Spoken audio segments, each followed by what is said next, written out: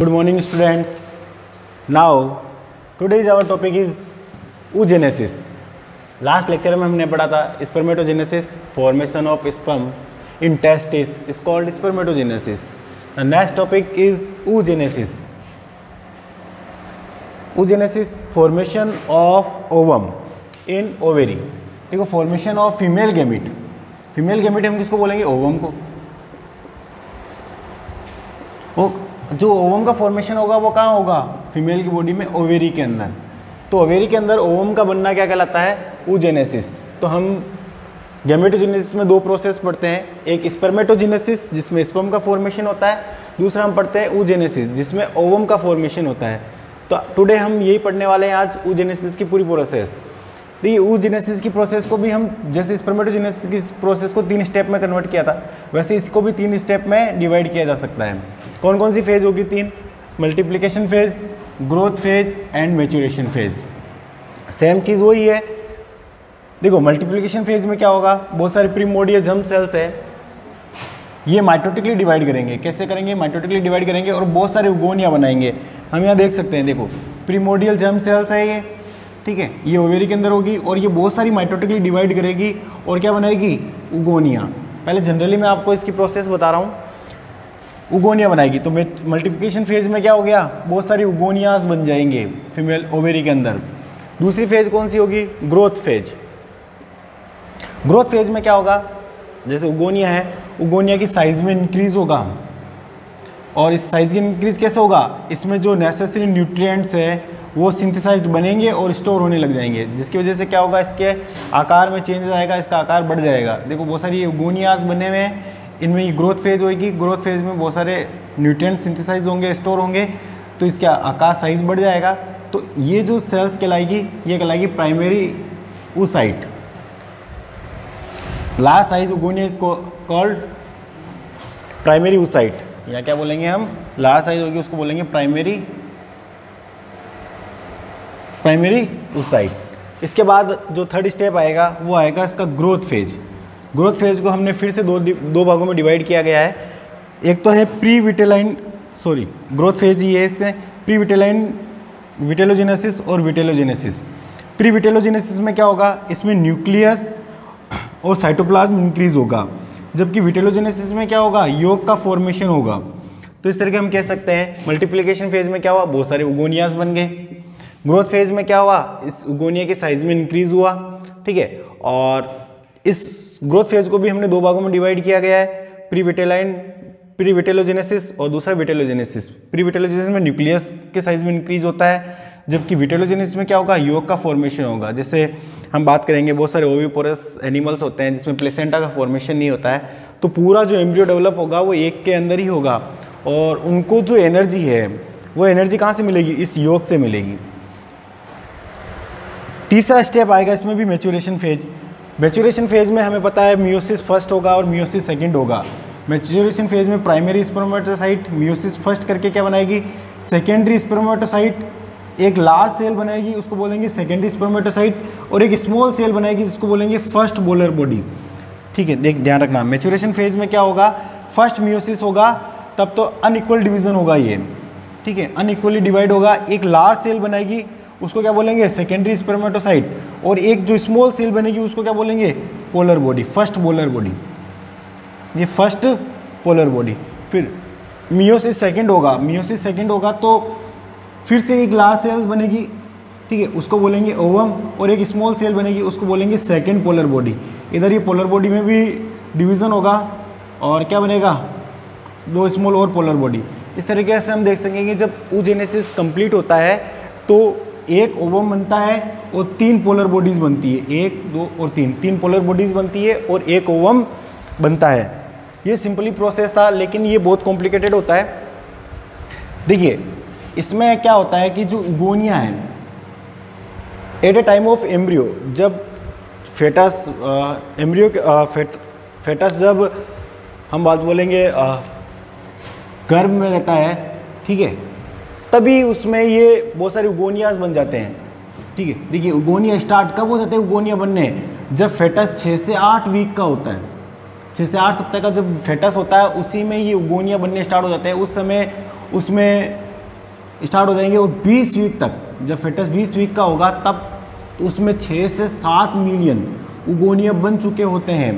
उगोनिया puberty as में नहीं बनते, उगोनिया जो भी बनने होते हैं वो एम्ब्रियोनिक स्टेज में ही फीमेल बॉडी के अंदर, ओवेरी के अंदर उगोनिया बन चुके होते हैं। और at a time of birth, जब हम बात करेंगे फीमेल का जन्म होता है, ठीक है, तब उसमें 2 मिलियन उगोनिया प्रेजेंट होते हैं। उसकी ओवेरी में कितने उगोनिया प्रेजेंट होते हैं? 2 मिलियन उगोनिया पहले से प्रेजेंट होते हैं। फिर क्या होता है, ये उगोनिया है, ये जन्म के समय तक 2 मिलियन उगोनिया बने हुए हैं। तो सारे उगोनिया प्राइमरी स्पर्मेटोसाइट में नहीं कन्वर्ट होते, बहुत सारे डिस्ट्रॉय हो जाते हैं।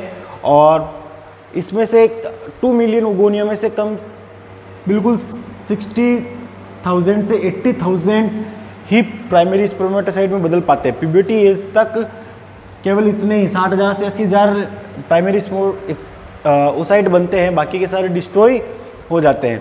अब देखिए इसमें सारा डिवीज़न, ये इसके बाद मियोसिस फर्स्ट होगा, लेकिन ये मियोसिस फर्स्ट कंप्लीट नहीं हो पाता है, ये केवल अरेस्ट हो जाता है प्रोफेज फर्स्ट में।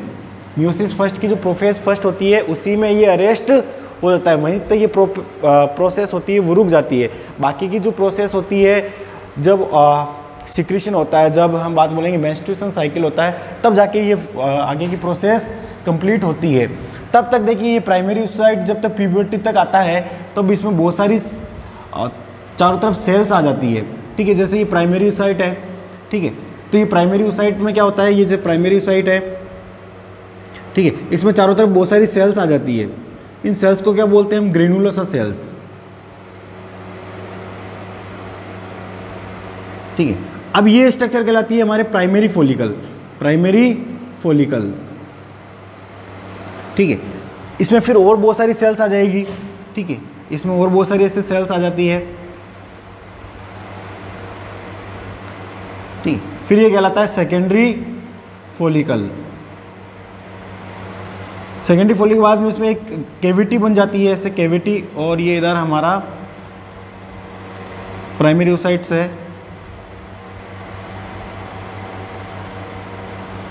ठीक है। ये कैविटी एट्रियम कैविटी कहलाती है। और ये जो ये प्राइमरी ओसाइट ही है, इसके अंदर भी क्या है? Primary oocyte. लेकिन ये स्ट्रक्चर क्या कहलाएगी? टर्सरी फॉलिकल, टर्सरी फॉलिकल कहलाती है, ठीक है। इसके बाद इसमें चारों तरफ और लेयर आ जाती है, सेल्स की चारों तरफ लेयर आती रहती है। ये कैविटी है, ये चारों तरफ इसमें सेल्स आ जाते हैं, ऐसे सेल्स आ जाते हैं। तो बाहर वाले जो सेल्स होते हैं वो एक्सटर्नल थीका कहलाते हैं, और जो अंदर वाले सेल्स होते हैं वो इंटरनल थीका कहलाते हैं। इस तरीके से ये जो कन्वर्ट होती जाती है, ये प्राइमरी ओसाइट्स प्यूबर्टी तक आ जाते हैं। ये ग्रेफियन फॉलिकल, लास्ट में क्या बन जाएगी? ये ग्रेफियन फॉलिकल, ग्रेफियन फॉलिकल में कन्वर्ट हो जाती है, जिसमें से ओवम रिलीज होता है, ठीक है। तो देखिए यहाँ पर ये फर्स्ट, फिर ये सेकेंड ओसाइट कहलाएगा, सेकेंडरी ओसाइट, और इसी के अंदर फिर ग्रेफियन फॉलिकल में अंदर ओवम का फॉर्मेशन होगा, ठीक है। तो ध्यान रखना है, प्रीमोडियल जर्म सेल्स होगी, माइटोसिस होगा, फिर बहुत सारी उगोनिया, एट एम्ब्रियो स्टेज पर ही बहुत सारे उगोनिया बन जाते हैं। फिर प्यूबर्टी एज तक धीरे धीरे ये उगोनिया जो मिलियंस में थे वो 60,000 से 80,000 तक ही प्राइमरी स्पर्मेटोसाइट बना पाते हैं।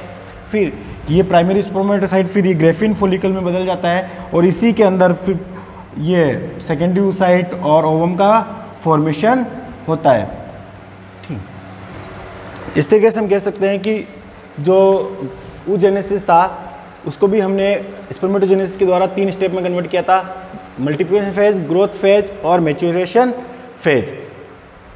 अगर आपने स्पर्मेटोजेनेसिस अच्छे से पढ़ा है तो ये भी आपको आसानी से समझ में आ जाएगा। Thank you very much.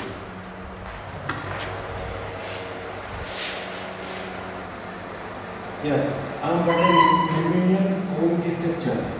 ठीक, मेमिलियन ओवम होता है पहले से कोई एलिसिकल होता है, मतलब इसमें बिल्कुल योग प्रेजेंट नहीं होता है, बिल्कुल कम मात्रा में होता है। इसमें योग की जरूरत क्यों नहीं होती है? क्योंकि एम्ब्रियो डेवलपमेंट के दौरान प्लेसेंटा का फॉर्मेशन होता है, जिसके द्वारा इसको रिस्पेक्ट मिल जाएगा। तो यहाँ योग की बहुत कम जरूरत होती है, और इसका जो साइज होता है वो 1 डायमीटर होता है।